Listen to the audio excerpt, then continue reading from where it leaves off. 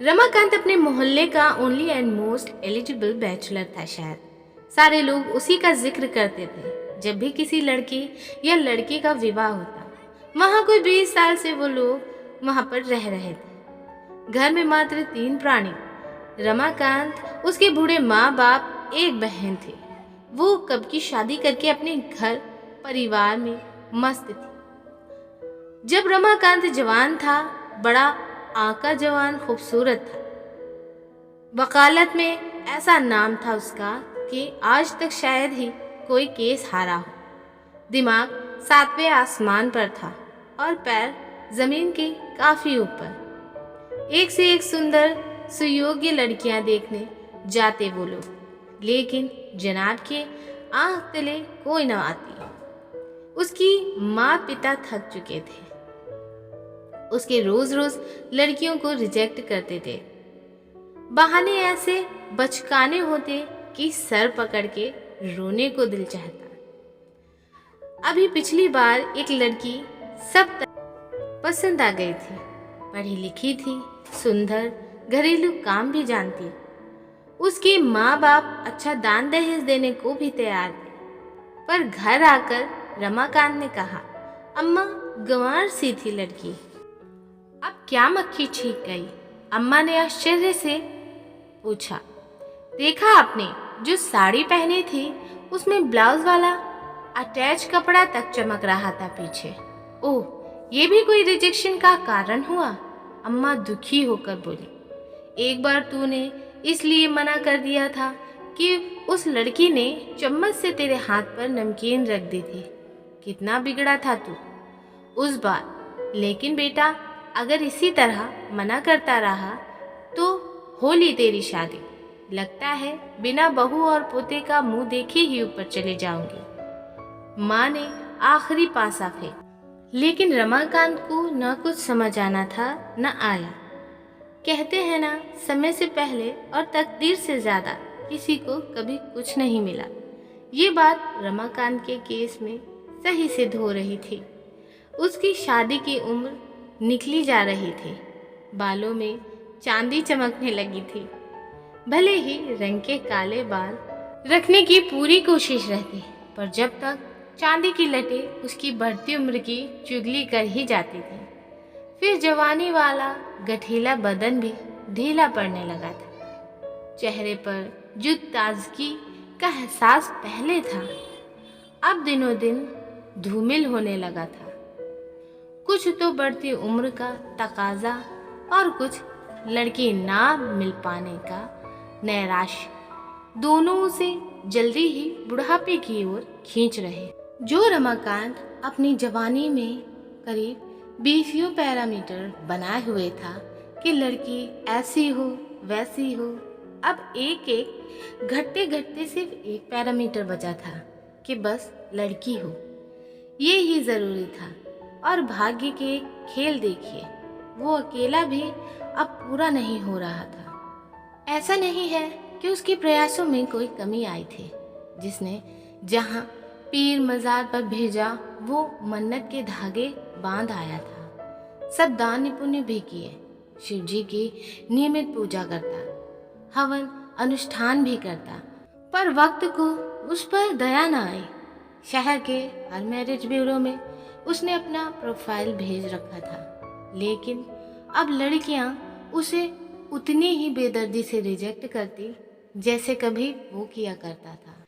बेचारी की स्थिति इतनी पतली थी कि लड़की देखते ही मन में शहनाई की गूंज बजने लगती। बाद में पता चलता कि वो तो शादीशुदा है या इंगेज तो है ही। कितनी बार दिल टूटा था बेचारे का, पर प्रयास लगातार जारी थे।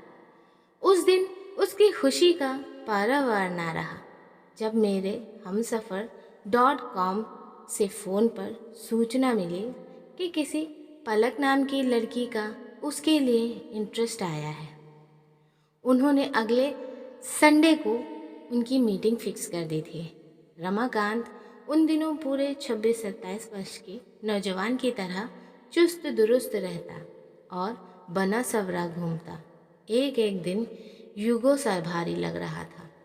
पहले पहल तो माँ बाप ने मना कर दिया था जाने को संग में, फिर बहुत चिचौरी की उसने तो तैयार हुए। सोचा कहीं इसी बात से बनती बात न बिगड़ जाए कि लड़के के माँ बाप नहीं आए। लड़की बहुत सुंदर शर्मीली थी। रमाकांत तो देखते ही उसके आशिक बन गए। खुशी की वजह से मुंह से एक बोल भी नहीं फूट रहा था, बस टकटकी लगाए उसे निहारे जा रहे थे। संग आई उसकी भाभी ने कि पलके झपक ली जनाब, कुछ समय में ही आपकी ही होने वाली है। माँ ने कोहनी मारी तो हकीकत से रूबरू हुए। बड़े झेपे, लेकिन दिल था कि उछल उछल के आंखों के रास्ते सारे राज खोल देने पर उतारू था। उसकी माँ को शक था कि दोनों की उम्र में इतना फर्क है। क्या मजबूरी है जो इतनी प्यारी लड़की अपनी उम्र से दोगुनी आयु वाले लड़के से विवाह को राजी है। बहुत समझाया रमाकांत को उन्होंने, पर उसकी आंखों के रास्ते वो हसीन कमसिन लड़की उसके दिल को पूरी तरह कब्जा कर चुकी थी। अब कोई भी दलील बेमानी थी। इश्क और मुश्क कहाँ, किसके रोके रुके हैं। आखिर इंतजार के पल खत्म हुए और रमाकांत को अपनी गुड़िया सी प्यारी दुल्हन सुहाग सेज पर इंतजार करती मिल ही गई। वो मदहोश से हुए उसकी तरफ बढ़े ही थे। घूंघट उठा के देखा तो पूनम का चांद सा मुखड़ा देख दिल बाग बाग हो उठा। बहुत प्यार की बातें की दोनों ने, संग संग जीने मरने की ढेरों कस्में खाई। फिर एक अदा से उठकर उनकी दुल्हन ने जब उनके हाथों में दूध का गिलास पकड़ाया तो वो चौंके। अरे माँ, वो अपनी बात पूरी भी ना कर पाए थे। अपनी नाजुक हथेली उनके होठों पर रख दुल्हन ने कहा, सबको सुला के ही आई हूँ, अब बस हम और तुम। रमाकांत तो एक ही घूंट में सारा ग्लास। और ये कैसा नशा सा हुआ, उसकी सुंदर मादकता का नशा था या कुछ और। गहरी नींद में एक तरफ लुढ़क गए।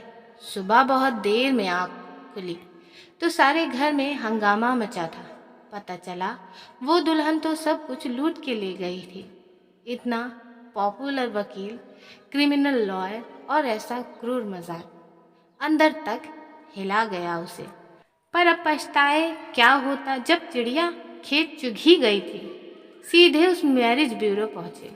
उन्होंने बताया कि हमें भी आज ही पता चला है कि वो फ्रॉड थी। पुलिस में केस दर्ज है, कुछ ना कुछ जल्द ही पता चलेगा। रमाकांत बिल्कुल टूट गए थे, कई बार डिप्रेशन में आ जाते। मैंने उस लड़की से सच्चा प्यार किया था, आखिर क्या कमी थी मुझ में। वो भी तो कितनी सच्ची दिखती थी। इतना भोलापन और ये कर्म, उन्हें विश्वास ना होता। सारी मनुष्यता से जैसे भरोसा उड़ गया हो।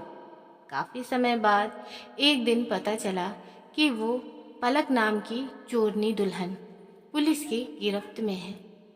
यूं कि माँ बाप ने चैन की सांस ली। चलो, मेहमान से कमाई गई कुछ तो दौलत शायद वापस मिल जाएगी। लेकिन रमाकांत एक दिन चुपचाप उससे मिलने जा पहुँचे। सलाखों के पीछे जेल में वो सिर नीचे झुकाए बैठी थी। अभी भी कितनी मासूम दिख रही थी।